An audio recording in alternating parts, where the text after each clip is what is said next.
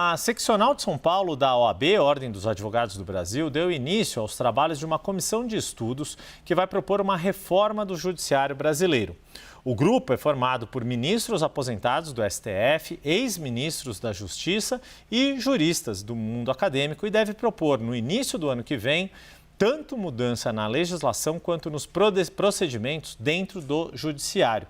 Para explicar como funciona esta comissão e questões que estão neste debate, como politização da justiça, autocontenção do STF e o papel da advocacia na administração da justiça, nós vamos entrevistar agora ao vivo aqui no CNN 360 o presidente da OAB de São Paulo, Leonardo Sica. Presidente, muito boa tarde, obrigado por ter a disponibilidade da agenda para estar conosco nesta tarde de terça-feira. Começo tratando do que já foi possível. A comissão foi instalada na semana passada. Quais foram os primeiros temas, os primeiros diagnósticos ou pautas que esta comissão já levantou que são necessários serem discutidos para aprimorar o trabalho do judiciário brasileiro? Boa tarde, Uri. Eu que agradeço a oportunidade de estar aqui na CNN falando, né, um veículo tão importante. A comissão foi instalada semana passada e ela já tem um primeiro resultado prático, que é abrir o espaço para o debate público, um debate que não acontecia sobre a reforma do judiciário, o que se realiza aqui e também retornos que nós tivemos de várias entidades da sociedade civil, Associação Comercial, Febraban, Fiesp, outras entidades da advocacia, muitos atores se dispondo a trabalhar em conjunto, juízes, ex-presidentes de tribunal. Então isso foi muito importante. Isso se deu também graças ao trabalho da imprensa que levou o trabalho adiante. Então a gente já conseguiu um primeiro êxito, que é reunir, né, membros importantes, representantes da sociedade civil no debate. Então muita gente veio aqui nos procurar dizendo, quero participar. A comissão, vamos lá. Pois não, por favor, presidente, achei que tinha concluído. E para não te deixar sem resposta, né, a comissão dividiu o trabalho em 5 eixos iniciais, né, nós vamos discutir morosidade, integridade, acesso à justiça, estabilidade e Supremo Tribunal Federal. São 5 eixos, né? Várias questões complexas dentro disso, mas em geral é isso.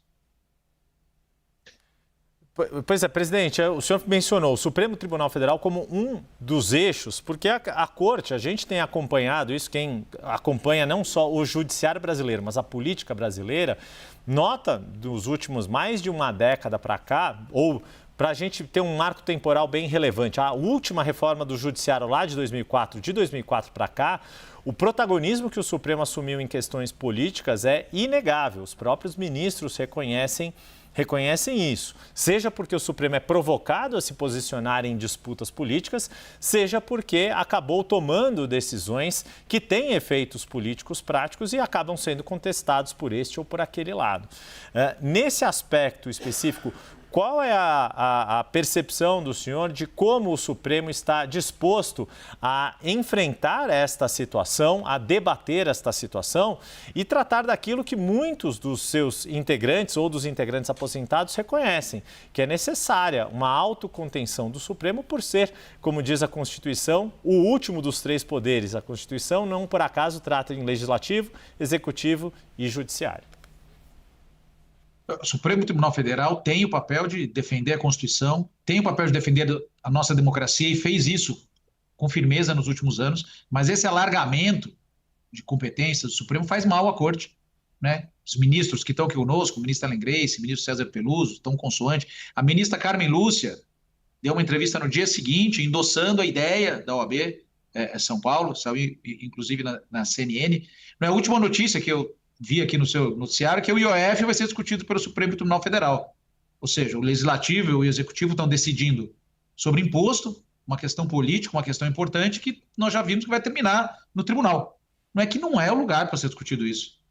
Não é, isso faz mal ao Tribunal, isso politiza o Tribunal. Por um lado, a gente tem uma Constituinte que permite isso, é verdade, o Supremo Tribunal Federal faz isso porque a gente tem uma Constituição que prevê tudo, mas a nossa Constituição, o nosso sistema também prevê regras que a gente chama de, como você falou, de autocontenção, justamente para otimizar o trabalho do tribunal. Os ministros reclamam muito, que são milhares de processos, que tem um excesso de processo, que não conseguem julgar, que tudo precisa ir para o plenário virtual, que eles não conseguem analisar, e é verdade.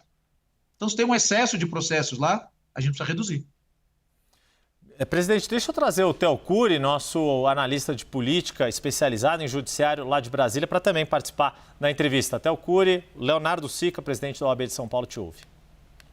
Doutor, boa tarde, obrigado pela participação. Eu queria entender quais são as principais propostas para esse eixo, um dos 5 que o senhor menciona, que é o do STF. Obviamente, a gente está falando ali de acesso à justiça, de morosidade, assuntos também que envolvem muito a vida do brasileiro. E aí a gente está falando da maior parte dos brasileiros. O Supremo, no final das contas, traz uma questão também mais política e que está, obviamente, no noticiário todos os dias, mas queria entender quais são as propostas envolvendo o STF, quais são as ideias de proposta envolvendo esse eixo do Supremo Tribunal Federal.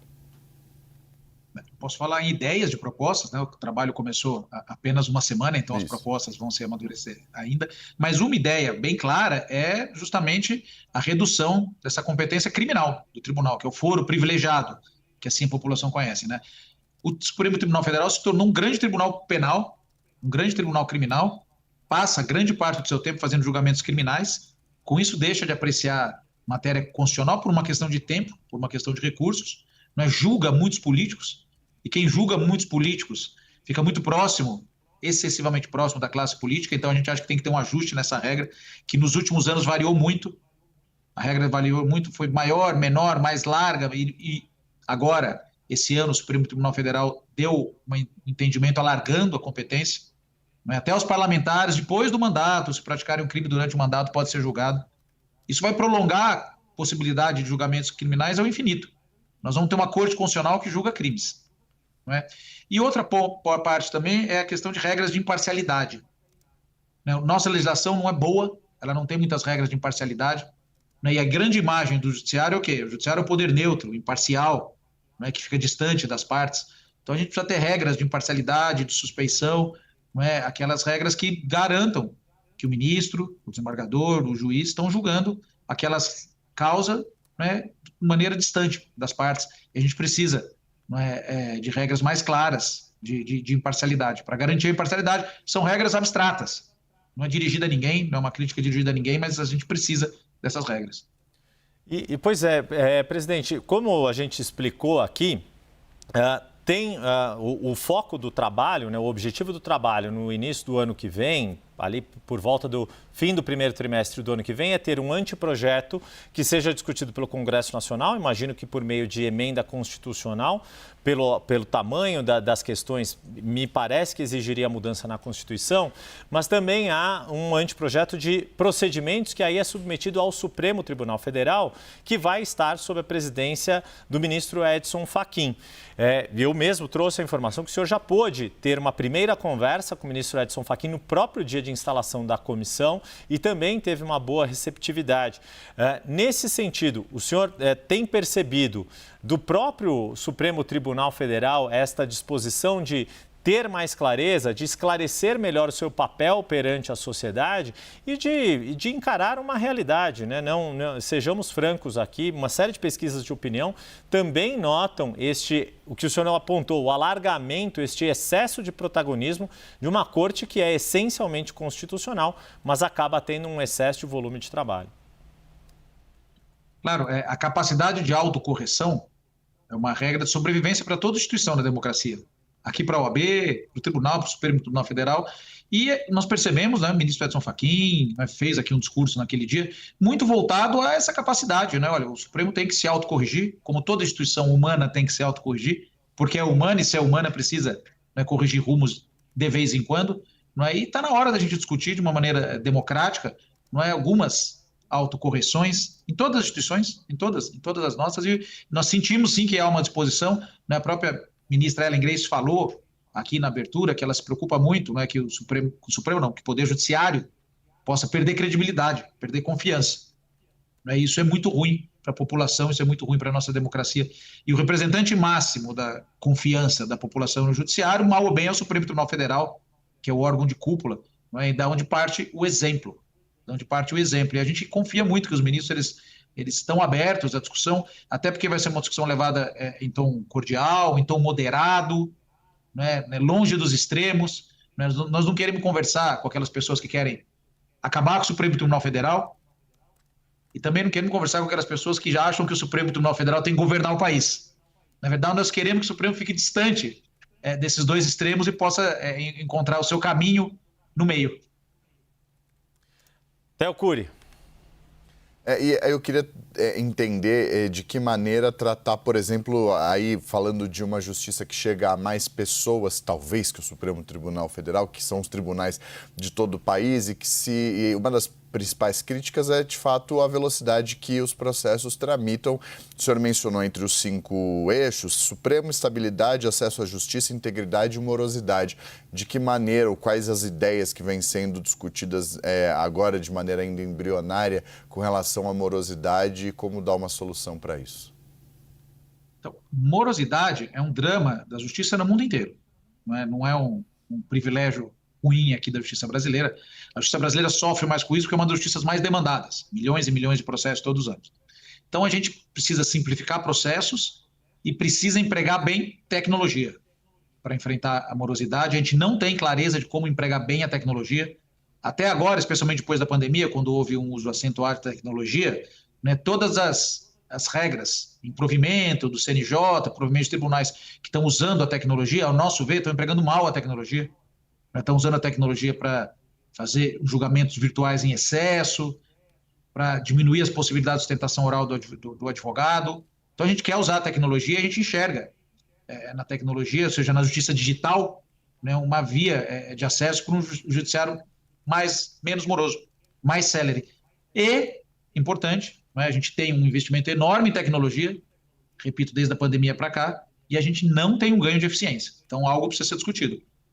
Nesses debates também, presidente, quando foi apresentada a comissão de reforma do judiciário, essa comissão de estudos pela OAB de São Paulo, 2 pontos que têm tudo a ver com isso que o Theo Cury coloca, A própria questão do uso da tecnologia, por exemplo, num aspecto que é bastante criticado pela advocacia, que é a sustentação oral gravada, que vídeo não é sustentação oral. Isso é um dos aspectos que, imagino, também faça parte dos estudos da comissão para deixar claro em que momentos a tecnologia pode ser usada para agilizar a defesa sem abrir mão, aí partindo para um outro ponto que queria que fosse abordado aqui, das prerrogativas e das defesas, do direito de defesa dos cidadãos quando são objeto de ação judicial.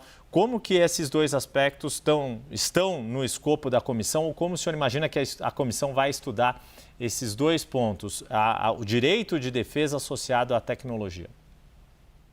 Isso. Uma das prerrogativas mais importantes da advocacia é poder falar com os juízes. Porque o cidadão procura advogado para o advogado ir lá falar com o juiz a respeito do direito dele. E o uso da tecnologia, por exemplo, que resultou na regra da sustentação oral gravada, é um exemplo de uso esdrúxulo da tecnologia. Para que o nosso telespectador entenda, a sustentação oral é uma fala de 15 minutos de um advogado durante o julgamento. E o CNJ resolveu que um jeito de agilizar os julgamentos é suprimindo essa fala. Então agora o advogado é obrigado a gravar, faz uma gravação e envia a gravação para o juiz. É um faz de conta. Eu finjo que eu falo, o tribunal finge que me ouve, porque ninguém vai ouvir aquilo.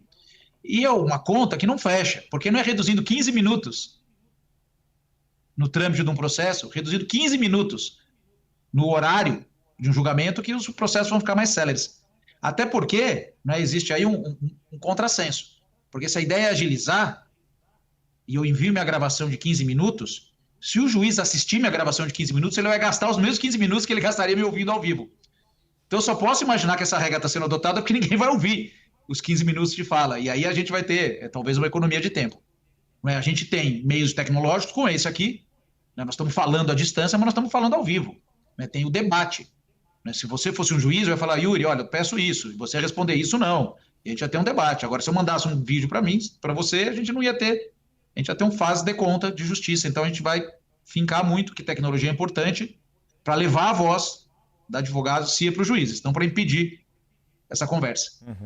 Theo Cury, mais alguma pergunta? Não, eu queria mais saber de que maneira vocês veem a futura, obviamente, é uma futurologia isso, mas a percepção no Congresso Nacional, porque o Supremo, e o senhor abriu a nossa conversa dizendo justamente isso, que o Supremo acaba entrando em muitos assuntos que, pelo que deveria, não deveria entrar, mas ao mesmo tempo a legislação prevê que ele entre quando questionado e ele não pode deixar também de decidir quando acionado. Então, de que maneira solucionar isso e se o senhor vê uma vontade no Congresso Nacional de uma mudança, porque é uma mudança legislativa, né? Sim, nós acreditamos no debate no Congresso Nacional, que é o local em que a democracia se realiza, onde as pessoas conversam. Nosso Congresso Nacional tem muitos problemas, nós sabemos, mas não é porque eles têm problemas que nós vamos virar as costas para o Congresso, que ainda é o melhor meio democrático de discutir as regras do jogo. Quem define as regras? Os deputados, os senadores que são eleitos pelo povo. Em audiências públicas, eu vou lá, falo, os promotores falam, os juízes falam, todo mundo fala e nasce um consenso. Então, eu acredito que o Congresso é o grande lugar de elaborar consensos. Não é? Eu acho que um trabalho de meses com iniciativas como essa, a conversa que nós temos aqui com vocês, pode sensibilizar, sim, a sociedade, e a sociedade vai ter que fazer o trabalho de sensibilizar os seus eleitos. Né? Quem está lá é eleito por nós, quem está lá tem que nos ouvir. E aí, por isso que eu acredito mais nesse diálogo. Os juízes não são eleitos, nem devem ser.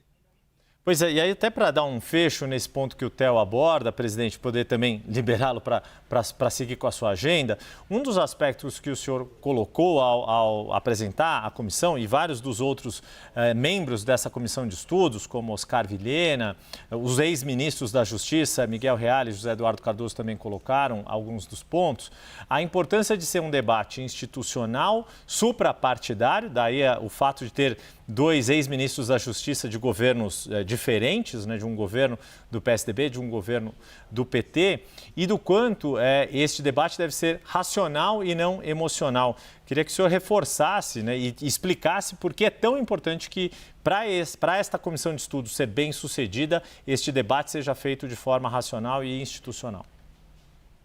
Sim, porque, como eu disse agora há pouco, nós vivemos numa era de extremos. Né? Quando a gente leva uma discussão adiante aqui, provavelmente parte das pessoas vai falar, ele quer reformar o Supremo, ele é bolsonarista. Outra parte, se eu defender, eu falo, ele está defendendo o Supremo, ele é lulista. Então a gente tem que sair dessa pobreza de debate, esse é um debate pobre, é um debate empobrecido, e justamente por isso a gente conseguiu fazer uma comissão com 9 pessoas, ministros indicados por governos diferentes, o Supremo Tribunal Federal, ministros da Justiça de governos diferentes, porque a gente acredita que a gente ainda tem capacidade de discutir as nossas questões fora, né, da discussão entre extremos, fora da discussão politizada do ponto de vista eleitoral, né, política eleitoral em outro lugar que se discute, política partidária. Nós conversamos com o presidente da Ordem dos Advogados do Brasil, da Seccional São Paulo, da OAB, Leonardo Sica, que é um dos responsáveis pela instituição dessa comissão de estudos que vai debater uma reforma do Judiciário. Presidente, muito obrigado, muito sucesso ao trabalho dessa comissão, que é importante, e, à medida que tiver novidades, portas sempre abertas aqui para trazer aqui para a CNN. Agradeço também ao Theo Cury por participar comigo dessa entrevista. Muito obrigado, Yuri. Obrigado, Theo. Obrigado à CNN. Estamos aqui à disposição para conversar sempre. Muito obrigado mais uma vez a Leonardo Sica.